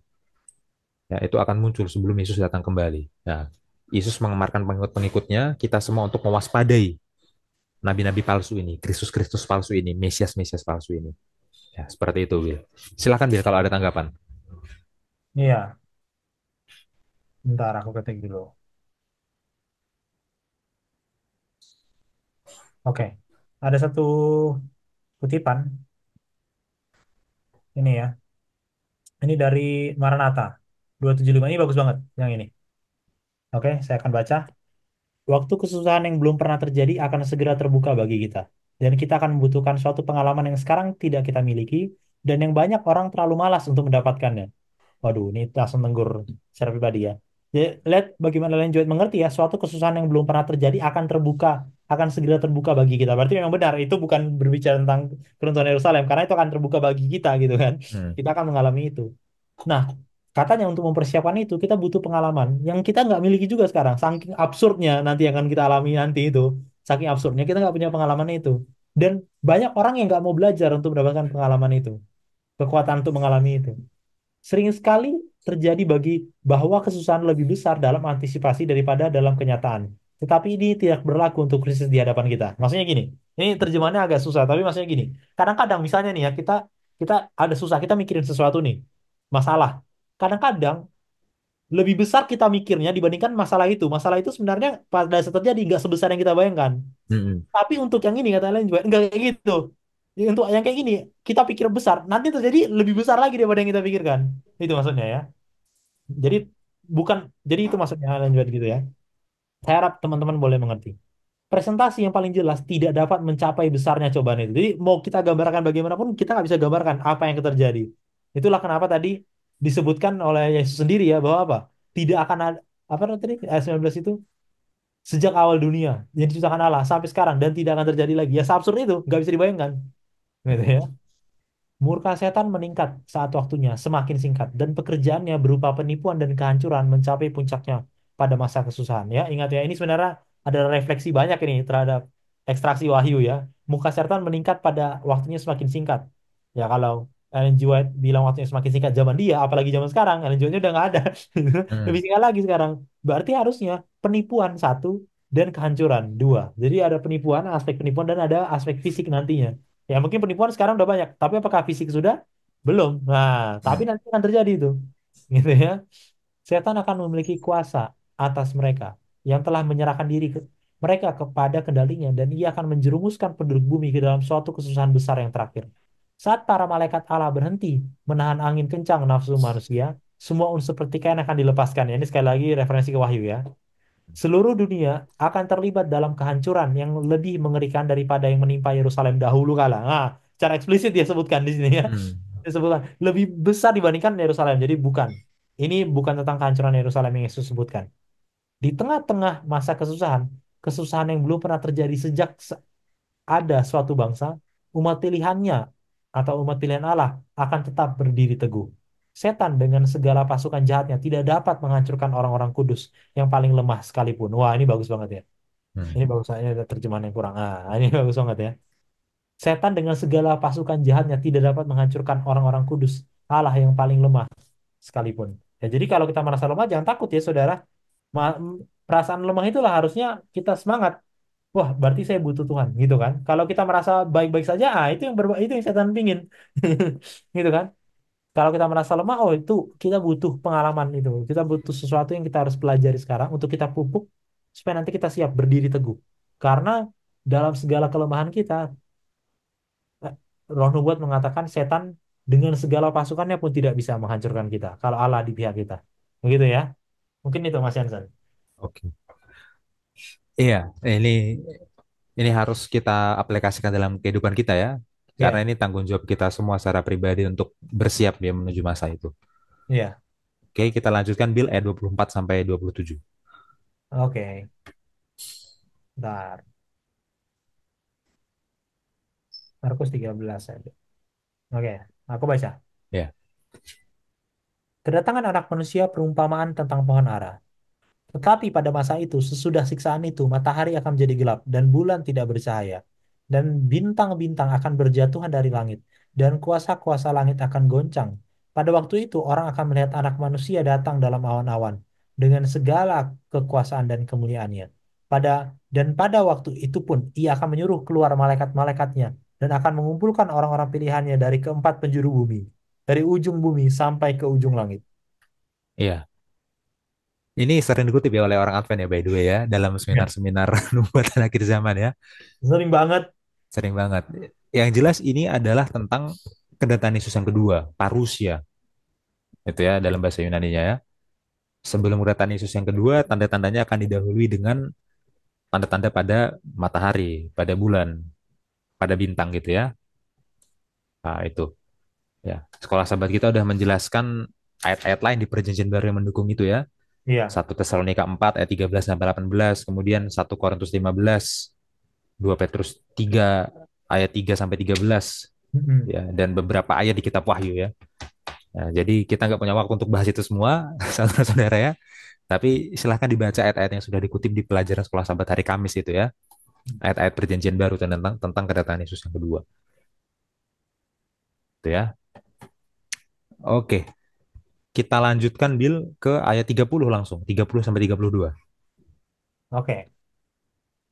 Aku berkata kepadamu, sesungguhnya angkatan ini tidak akan berlalu sebelum semuanya itu terjadi. Langit dan bumi akan berlalu, tapi perkataanku tidak akan berlalu. Tapi tentang hari atau saat itu tidak seorang pun yang tahu. Malaikat-malaikat di surga tidak, dan anak pun tidak, hanya Bapa saja. Ya, ini lagi-lagi susah ya. Oke, kita sekarang sudah masuk ke bagian nubuatan tentang akhir zaman. Udah bukan tentang kehancuran Bait Suci, kehancuran Yerusalem lagi. Udah Mm-mm. tentang buatan akhir zaman. Tapi tiba-tiba di ayat 30 muncul kalimat seperti ini. Sesungguhnya angkatan ini, sesungguhnya generasi ini tidak akan berlalu sebelum semuanya itu terjadi.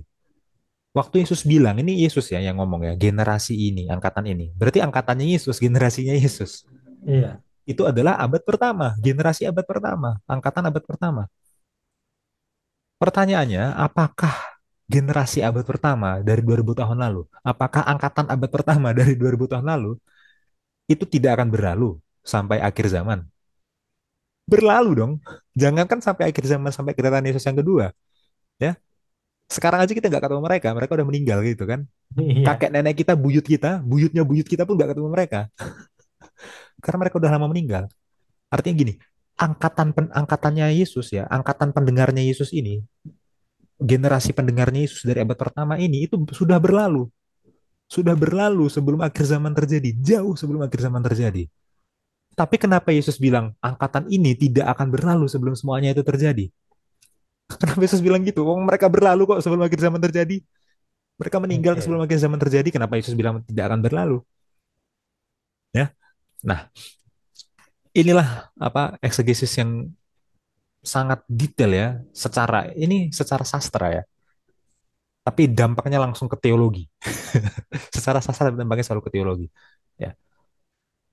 Markus dalam mencatat perkataan Yesus ini, Markus itu detail.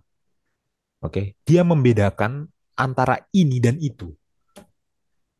Antara ini dan itu dia bedakan. Ya, yang saya bilang ya, buku ini, kemudian buku itu, ya, itu sederhana tapi maknanya beda. Ini adalah kata penunjuk dekat, itu adalah kata penunjuk jauh, ya kan? Jadi kata ini dan kata itu kita bisa gunakan untuk membagi nubuatan yang kesannya sangat bercampur ini. Dari tadi kan Iya. tantangan kita kan, kalau kita baca nubuatan ini kan tantangannya adalah ini tentang kejatuhan Yerusalem atau tentang akhir zaman atau dua-duanya ya. Ya. Karena ini dua nubuatan sekaligus dicampur dalam satu penjelasan oleh Yesus. Tapi puji Tuhan Markus menulisnya dengan sangat detail. Kalau Yesus pakai kata ini, berarti itu tentang kejatuhan Yerusalem. Karena itu berarti ini itu artinya apa? Masa kini, masa kininya Yesus. Masa kininya para pendengar, abad pertama. Jadi kalau Yesus bilang ini, itu artinya kejatuhan Yerusalem. Tapi kalau Yesus bilang itu artinya apa? Akhir zaman. Ya, walaupun nanti yang ini itu juga bisa menjadi bayang-bayang terhadap yang akan terjadi di akhir zaman juga, rangkap ganda. Ya, tapi saudara paham lah maksud saya apa. Ya, ini susah, makanya harus pelan-pelan sekali membaca ini. Nah, Aku berkata kepadamu, kita baca lagi ya, sesungguhnya angkatan ini, berarti ini merujuk kepada kejatuhan Yerusalem. Angkatan ini, angkatan abad pertama, angkatan generasi pendengarnya Yesus, tidak akan berlalu sebelum semuanya itu terjadi. Maksudnya apa? Sebelum jatuhnya Yerusalem, sebelum runtuhnya Yerusalem, sebelum runtuhnya Bait Suci. Langit dan bumi akan berlalu, tetapi perkataanku tidak akan berlalu.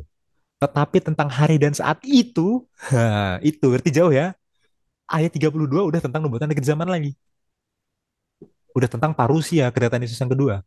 Tentang hari dan saat itu, akhir zaman, kedatangan Yesus yang kedua, itu jauh, tidak seorang pun yang tahu. Ya. Malaikat-malaikat di surga tidak, dan anak pun tidak, hanya Bapa. Ya, kita lihat ya, ayat 30 itu ngomongin kedatangan Yerusalem, ayat 32 udah balik lagi ngomongin akhir zaman. Oke, jadi ya dalam membaca Markus 13 ini, itu adalah salah satu pembacaan yang penting untuk kita lakukan, membaca secara detail antara ini dan itu.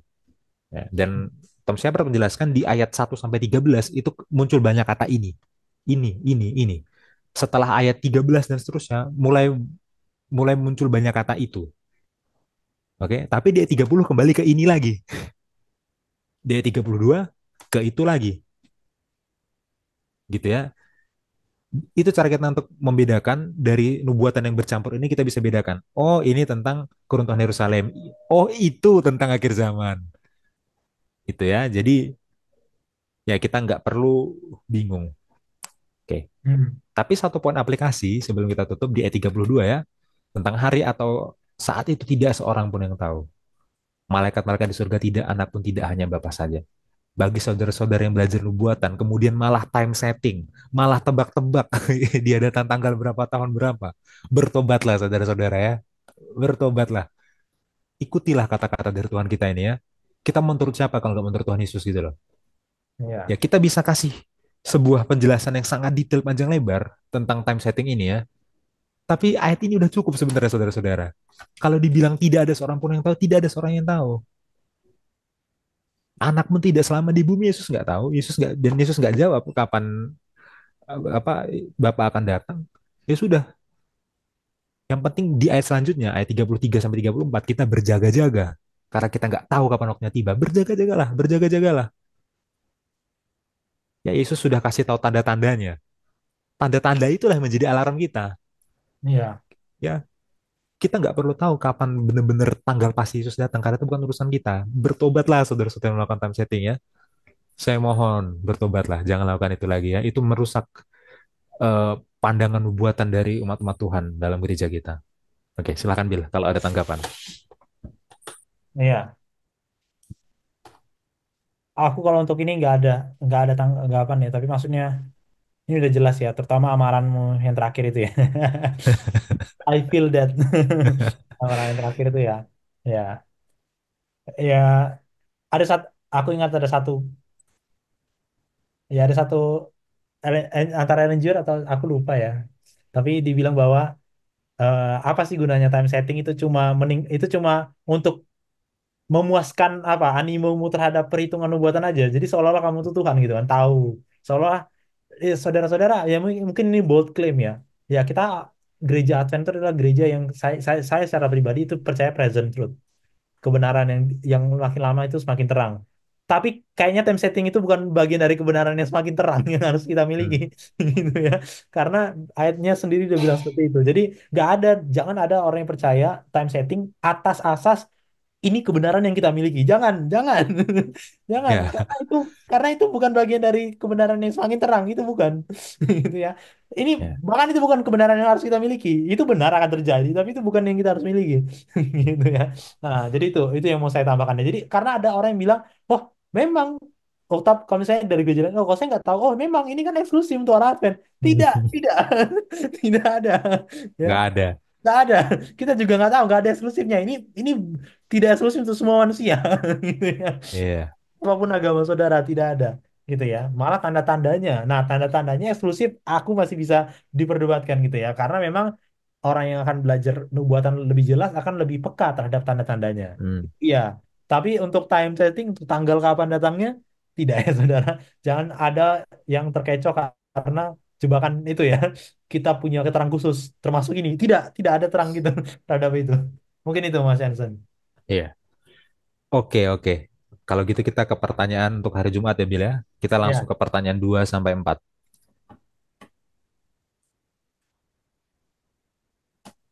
oke. Ini skip. Pertanyaan nomor 2. Mengapakah Allah tidak mencegah penganiayaan terhadap umatnya selama berabad-abad dan pada dunia saat ini? Bagaimanakah motif kontroversi besar ini menolong kita memahami sedikitnya mengapa penganiayaan ada? Ya, Ya. silakan Mas Hansen. Nah, Bil aja yang jawab, Bil. Silakan. Iya, eh kalau aku selalu pakai ini ya, musuh menanam menanam benih. Di mana tuh Mas Hansen? Aku searching nih sekarang. Ya, Matius Masih 13 Matius ya? 13. Nah, masih 13. Nah, kita buka sedikit saja. Ya, ini ada di Matius 13, kalau saudara boleh baca. Ayat 24 sampai 30. Nah, ya. Ya, ini menurut saya ini adalah penggambaran. Penggambaran yang sangat jelas tentang pertentangan besar. Ya, bagus pertanyaan Tom Shepard. Dia langsung larikan ke pertentangan besar ya. Dia Hmm. tidak larikan seperti kok Allah tega gitu. Enggak. Ya kan Hmm. dia langsung larikan. Kenapa? Motif pertentangan besar ini menolong kita gitu ya. Nah, ya saudara coba nanti baca Matius 13 ayat 24 sampai 30. Tapi intinya ceritanya adalah seperti ini. Tuhan menanam sesuatu yang baik, gandum. Tapi tiba-tiba kok ada lalang. Terus dibilang, siapa yang menanam ini? Musuh yang menanamnya. Ya Tuhan nanti jelaskan ya. Penjelasannya Tuhan jelaskan juga di ayat 36. Nanti saudara bisa buka. Jadi setelah dia bilang itu, dia jelaskan siapa tokoh-tokoh yang dia pakai di perumpamaannya. Dan dia jelaskan adalah orang yang menaburkan benih baik ialah anak manusia, ladang ialah dunia, benih yang jahat itu adalah anak-anak kerajaan Allah dan lalang anak-anak si jahat. Musuh yang menaburkan benih lalang ialah iblis. Jadi ini adalah penggambaran perfect picture of great controversy. Ya, penggambaran yang sempurna menurut saya oleh Yesus sendiri yang adalah tokoh yang bertarung dalam pertentangan besar ini terhadap ada sesuatu perperangan di dunia melalui lalang dan gandum. Tapi ironinya, ironinya adalah dia bilang seorang musuh yang melakukannya. Lalu berkatalah hamba-hamba itu kepadanya, jadi maukah Tuhan supaya kami pergi menjabut lalang itu? Oke nih, ada kejahatan nih. Oke nih, ada penganiayaan nih. Apa kita hentikan saja? Apa kita musnahkan saja si pembuat jahat ini? Itu kan pertanyaannya. Maukah supaya kita pergi mencabut lalang itu? Tapi kata Yesus bilang apa? Jangan, sebab mungkin gandum itu ikut tercabut pada waktu kamu mencabut lalang itu. Biarlah keduanya tumbuh bersama sampai waktu menuai. Pada waktu itu akan berkata kepada para penuai, kumpulkanlah dahulu lalang itu dan ikatlah berkas-berkas untuk dibakar, kemudian kumpulkanlah gandum itu ke dalam lumbungku. Ya, dalam nomenklatur Kristen, menuai itu sudah jelas adalah kedatangan Yesus. Ya kan? Hmm. Menuai Hmm. itu adalah momen kedatangan Yesus. Kata Yesus, tunggu, jangan sekarang. Sampai aku datang dulu, baru kita akan pisahkan, baru kita akan lihat. Karena kalau sekarang, kalau prematur, maka itu akan apa? Merusak bagi si gandumnya. Gandumnya yang akan rusak. Nah, jadi balik ke pertanyaannya tadi. Mengapa Allah tidak mencegah? Ya sama pertanyaannya. Kenapa tidak dihancurkan? Oh, tunggu dulu. Karena kalau dihancurkan secara prematur, maka yang akan kena itu nanti adalah umatnya. Ya, saya tidak mengerti apakah arti ini akan buruk bagi gandumnya, bagi umatnya. Apakah itu mungkin baik kena secara fisik, maksudnya akan ada penginayaan yang lebih besar lagi kalau itu secara prematur? Saya nggak tahu. Ataukah itu bermaksud kita tidak bisa mengerti rencana Allah secara menyeluruh, bisa jadi juga. Tapi yang kita perlu imani adalah Tuhan itu tahu ini akan terjadi dan dia tahu bahwa kita akan bertanya seperti itu. Hmm. Sehingga dikasih tahu jawabannya. Nanti pada saat aku datang, kamu akan mengerti, kamu akan paham. Nah, tapi nanti pada saat aku datang, nah itulah kenapa kita perlu iman. Nah, kenapa perlu iman? Memang kita tidak akan tahu, saudara, semua jawabannya. Kalau kita mau pikir secara logika, ya kalau Tuhan itu baik, kenapa Tuhan tidak mencegah aja semua penganiayaan ini? Gitu kan? Hmm. Mungkin kita akan tidak akan bisa menjawab itu, ya. Tetapi yang perlukan adalah iman, karena Tuhan sudah bilang nanti pada saat penuaian kita akan pisahkan dan kamu akan mengerti. Nah, itu mungkin Mas Yansen ya. Iya, oke. Itu sudah sangat jelas ya. Jadi bagi saudara-saudara ya, kenapa ada penganiayaan?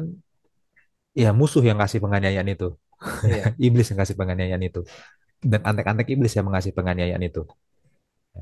Kalau Tuhan nggak akan kasih itu. Tapi Tuhan izinkan penganiayaan itu terjadi dan Tuhan nggak langsung hentikan. iya. Ya, karena takut gandumnya ku tercabut. Takut mat-mat Tuhan aku tercabut. Gitu ya. Ya, sejauh itu yang kita bisa tahu dari ayat tadi ya. Oke, lanjut Bill. Oke. Pertanyaan nomor 3. Apakah tanda-tanda kedatangan Kristus yang paling menonjol bagi Anda di dunia saat ini? Ini pribadi ya. Mas Yansen dulu jawab baru saya. Oh Monggo. iya, bagi saya apa yang paling menonjol ya? Ini harus yang di Markus 13 atau di luar Markus Menurutku bisa 13? dibawa ke sekarang sih kan menonjol bagi Anda di dunia saat ini. Iya, karena kan kan ada tanda yang Oke, oke, oke, di oke. Ya, kitab aku lain. paham. Ada di Eh, kitab lain, ya kan? Maksudku bukan bukan di zaman Markus dan di zaman sekarang, Bil, maksudku. Iya, maksudnya yang Tetap di dideskripsikan zaman Markus sekarang, dan tapi apakah yang dijelaskan oleh kitab Markus atau dijelaskan oleh kitab lain juga bisa, kan menurutku gitu. berat lah. Bawa ke kitab lain juga boleh. Boleh lah.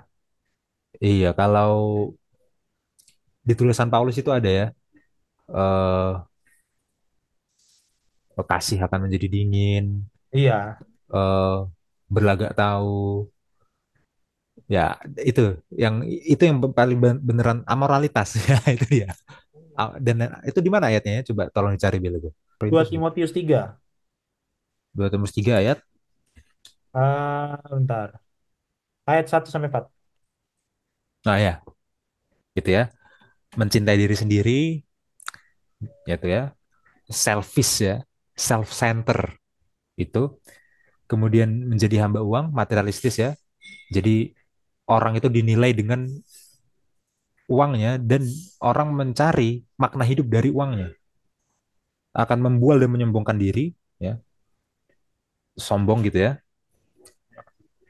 Akan menjadi pemfitnah, ya, eh, gosip, hoax.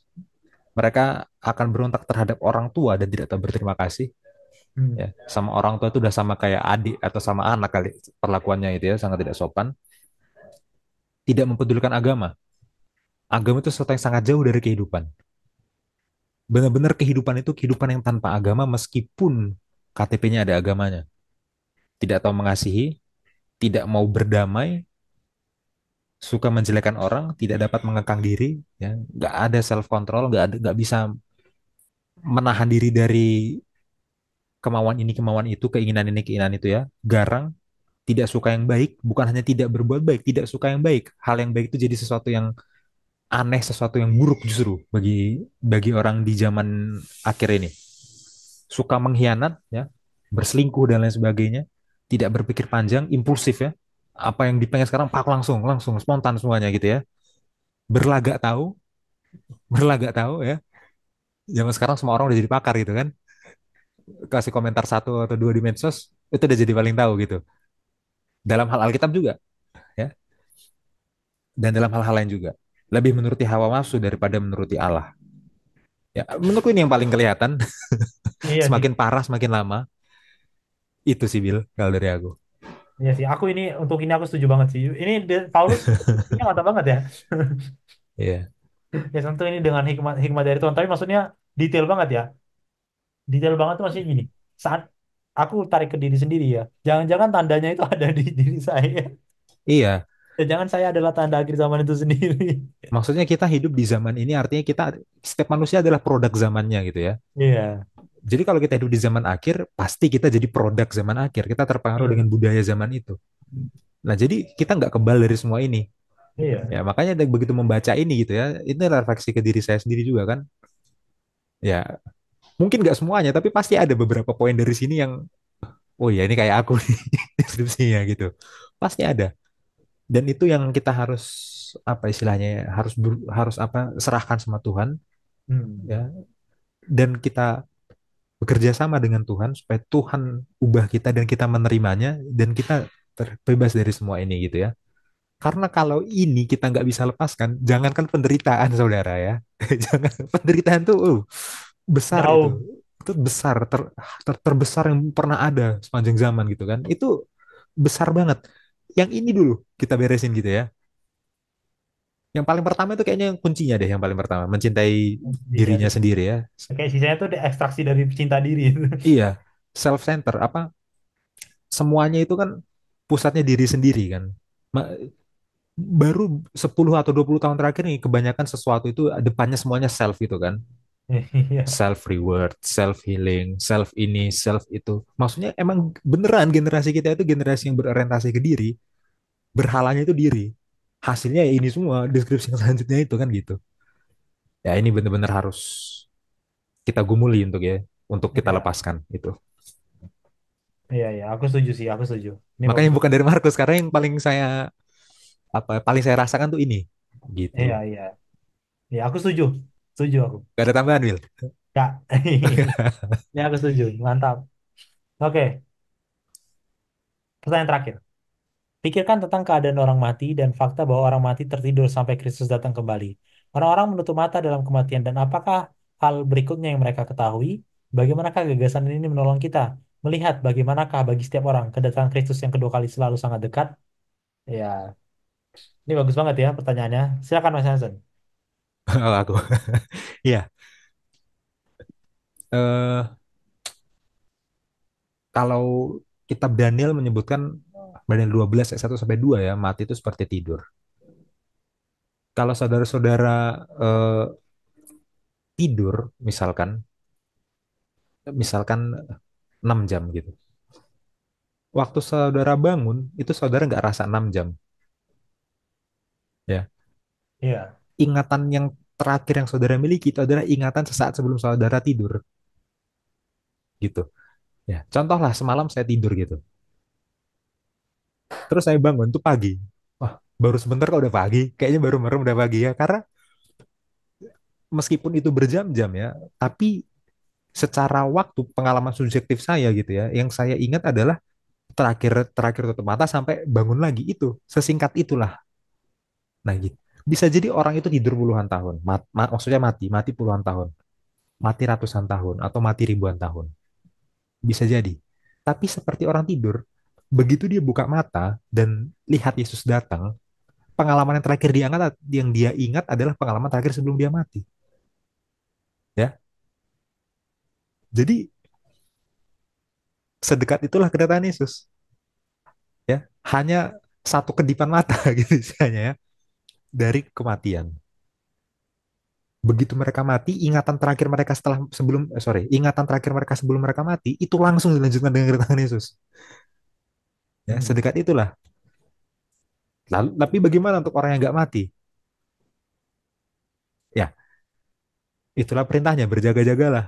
Tadi kan yang kita nggak baca ayatnya tapi itu setelah ayat 32 itu ya, ya ayat tiga tiga. selanjutnya itu ya, ayat 33 dan seterusnya ya kan, berjaga-jagalah. Ya karena datangnya seperti pencuri. Jadi kita nggak sadar kita rasa kita punya waktu, tahu-tahu terjadi itu masa kesusahan itu, tahu-tahu terjadi akhir zaman itu ya.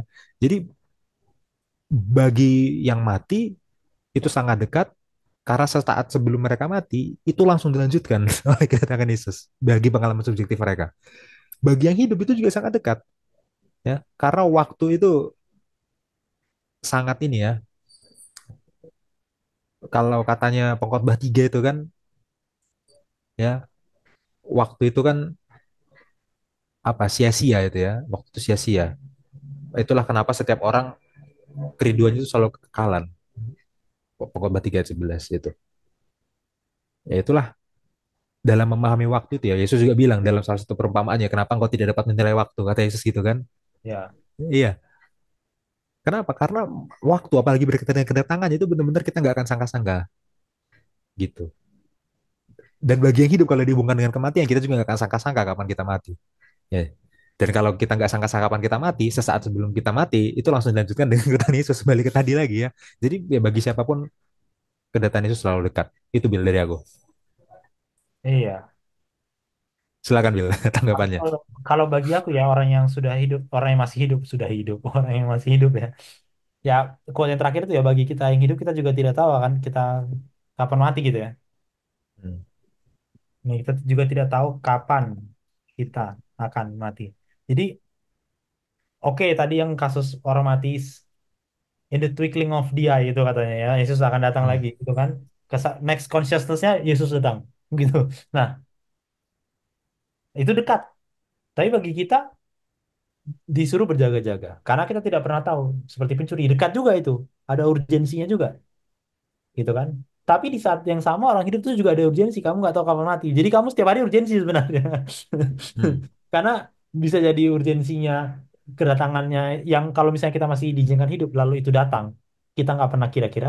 Tapi kematian itu juga urgensi bagi kita. Kita juga nggak kira-kira karena kan kalau kita mati ya balik lagi ke klausul yang pertama yang tadi kamu bilang itu, bahwa ya next consciousness-nya adalah Tuhan Yesus. Jadi intinya bagi kita yang hidup, ya kita tidak pernah tahu waktunya, berjaga-jagalah karena sudah sangat dekat. Soon and very soon itu katanya ya. Iya, Soon and very soon. Jadi ya itulah, itu mungkin yang dapat saya ambil ya dari pelajaran satu pekan ini. oke, Bill.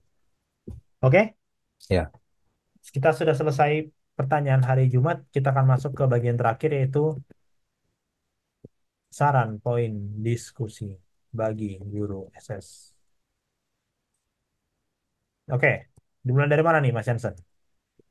eh iya, aliran-aliran penafsiran nubuatan ya. Ini Oke. singkat aja, nggak usah dijelaskan panjang lebar, tapi oh ini aliran-alirannya dan setiap aliran tuh maksudnya gini. Kita yang mana? Gitu ya. Habis itu eh ya nubuatan tentang kejatuhan bait suci ya dan permulaan penderitaan. Itu eh sampaikan dengan jelas ya, apa ya istilahnya ya? Rangkap rangkap gandanya itu, rangkap gandanya. Ah, Iya. Jadi di bagian ayat 1 sampai 13 itu kan memang secara khusus memang keruntuhan bait suci kejatuhan Yerusalem, tapi dia bisa diaplikasikan juga ke akhir zaman itu ya. Habis itu pembinasa keji. Nah, poin selanjutnya adalah tentang pembinasa keji. ini pembinasa keji. Ya, itu harus benar-benar dihubungkan secara konsep nubuatan dengan Daniel 9 ayat 26 sampai 27 ya. Lebih bagus lagi kalau dari bahasa Ibraninya karena itu memang ayat yang susah untuk diterjemahkan ya saudara-saudara ya. Jadi terjemahan bahasa Inggris pun itu setiap versi itu benar-benar sangat bervariasi gitu loh. Iya, iya, yang ini ya. Perhatikan tuh setiap versi bahasa Inggris itu beda-beda semua gitu ya. Jadi kalau bisa pahami bahasa Ibraninya, tadi sudah saya jelaskan bahasa Ibraninya ya, baru identifikasi siapa itu pertama siapa itu Mesias, kedua siapa sang pangeran itu atau raja juga boleh pakai istilah raja nggak apa-apa, dan siapa sih membina keji itu, gitu ya. Lalu kenapa kenapa waktu membina keji ya penduduk Yerusalem yang percaya Yesus harus kabur? Nah, itu apa signifikansinya? Harus dihubungkan ke situnya juga kan? Ya, dan saya rasa poin nomor 3 ini bisa jadi salah satu yang paling panjang dari diskusi ya, Iya, secara durasi.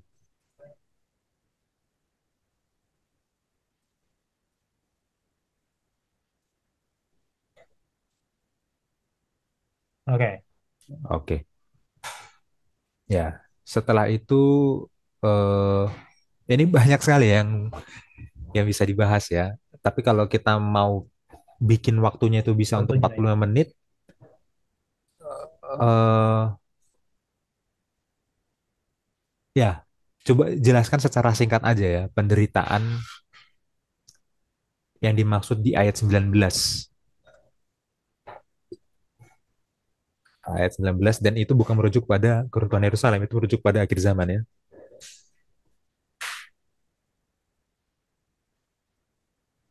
Itu kemudian bagaimana penderitaan itu akan diperpendek hubungan dengan ayat 20-nya.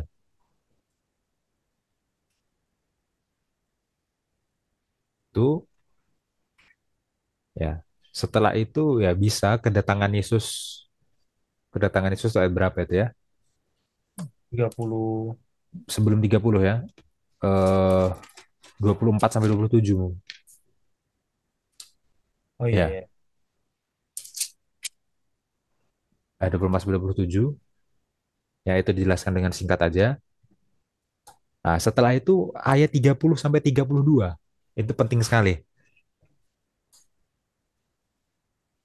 Ayat 30 sampai 32 itu menjelaskan bagaimana kita membedakan mana bagian dari nubuatan ini yang merujuk kepada keruntuhan Yerusalem, keruntuhan Bait Suci, dan yang merujuk pada akhir zaman.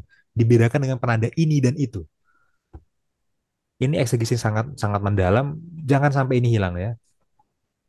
Sampai ini hilang dan akhirnya ayat 32 ya aplikasinya adalah tentang time setting. Jangan melakukan time setting yang menebak-nebak tanggal kedatangan Tuhan. Ya ini panjang ya. Saya nggak yakin ini bisa selesai dalam 45 menit. eh Ya, nanti saudara bisa sesuaikan lagi lah dengan kebutuhan di kelas masing-masing. Atau ada komentar, Bill? Ya menurut ini pribadi sendiri ya, kalau misalnya aku disuruh mengajar, maka nomor satu itu harus singkat. Nomor dua itu singkat, ya kan? Mm-mm. Nomor tiga mungkin akan lebih banyak di sini, bener kata Mas Jansen. Tapi yang tidak boleh terlupakan tuh nomor 6. Mungkin ada yang bisa kurangkap ini. Banyak 45 mungkin, mungkin 46 ini bisa dirangkap. Jadi jelaskan ayatnya dulu baru jelaskan penderitaan yang dimaksud, bisa juga atau sekaligus. Kedatangan Yesus ini dijelaskan secara singkat bisa dirangkap juga atau bisa dijawab juga dari pertanyaan hari Jumat. Karena pertanyaan hari Jumat tuh ada tuh tentang kedatangan Yesus. Dibawa ke aplikasi juga bisa. Ya memang agak panjang benar sih, agak panjang sih. Tapi ya semampunya aja yang mana. Tapi kalau bisa nomor 6 dan nomor 3 sih itu nggak boleh dilewatkan sih. Iya, ya, Karena 3 itu dan 6 bagian ya. yang tersulit di bagian ini. Di karena kan rangkapnya terus kita benar-benar pisahkan gitu. Kalau kita nggak bisa pisahkan, ya percuma aja kita. Nanti semuanya jadi kabur gitu kan. Iya, iya, betul, betul. Itu sih Hmm. menurutku di poin ini. Gitu sih Mas Jansan dari saya. Ya, oke, Bill. Oke, ada lagi sebelum kita Cukup, tutup? cukup. Oke, cukup. Baiklah saudara-saudara sekalian, sudah selesai pelajaran kita. Ya, ini bagian yang tersulit ya. Kemarin ya ini mungkin apa? Ini paling eksistensis ya. Sebelumnya biasanya Iya. nggak se-eksistensis ini, gitu kan? Tapi Ah, tapi seru sih. Dan ini terutama pertanyaan hari Jumat ya itu banyak kena ke saya sih lebih tepatnya tadi itu ya itu biarlah itu menjadi perenungan bagi kita secara pribadi dan secara jemaat gitu ya secara komunal. Baiklah, pelajaran kita sudah selesai, saudara sesi sekalian. Kita akan tutup. Saya akan tutup di dalam doa. Mari kita bersatu dalam doa. Terima kasih Bapa di sorga atas hikmat yang Kau berikan kepada kami, supaya kami boleh membaca, boleh mengerti akan firman-Mu Tuhan. Bantu kami melalui Roh Kudus-Mu, kami adalah manusia yang lemah, yang sering jauh daripada-Mu Tuhan, dalam segala kekurangan kami, dosa kesayangan kami Tuhan. Tolong bantu kami untuk memupukkan iman kepercayaan kami kepadamu, sehingga bila mana Engkau izinkan kami menghadapi masa-masa pencobaan itu, kami dinyatakan siap. Bantu kami Tuhan, sebab kami ini manusia yang lemah. Bapak, biarlah pelajaran ini boleh berguna bagi kami secara pribadi dan bagi seluruh jemaat yang mengikuti pelajaran ini. Bantu juga guru-guru sekolah sahabat yang akan memimpin diskusi. Terima kasih Bapak di sorga, ampuni segala dosa kami. Sempurnakan doa ini dalam nama Yesus kami berdoa. Amin. amin. Baik, terima kasih saudara semua. Shalom. Shalom semuanya. Jangan lupa like, share, dan subscribe.